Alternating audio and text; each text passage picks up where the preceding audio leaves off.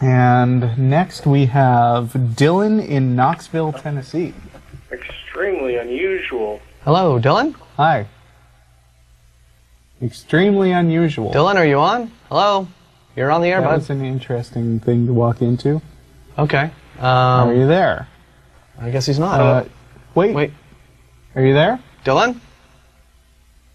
No, this is not Don, but I come into a Okay, this caller isn't working. Sorry. Yeah, sorry. Yeah, it's something bad. Darn. Right. So much for one. I'd like to address that question anyway.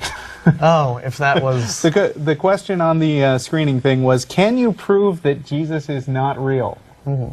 Martin, can you? We're not trying to prove that Jesus is not real. Yeah. We're just responding to the claims and the arguments that we get from theists.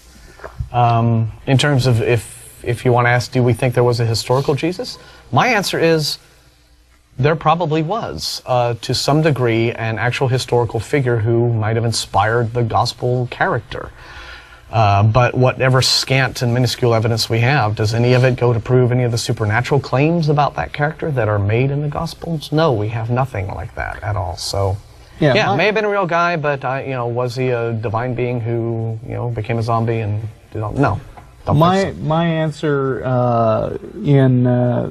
that I've written about at length on the blog is there may have been a real guy named Jesus who was vaguely a jumping off point for the stories about Jesus who was written about in the Bible. I don't know whether there was or not. I think it's too far back in history for historians to really be sure, and there's not enough contemporary writings about it.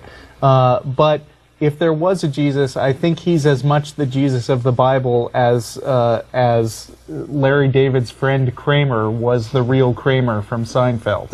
In other words, there was a real guy named Kramer, but he didn't do all the things that happened in Seinfeld. He was just sort of a quirky character whose ideas, whose behavior inspired the guy who did all that crazy stuff that was portrayed on the show. Right. So, so that would not be unusual. But can I prove that within, beyond unreasonable doubt? No.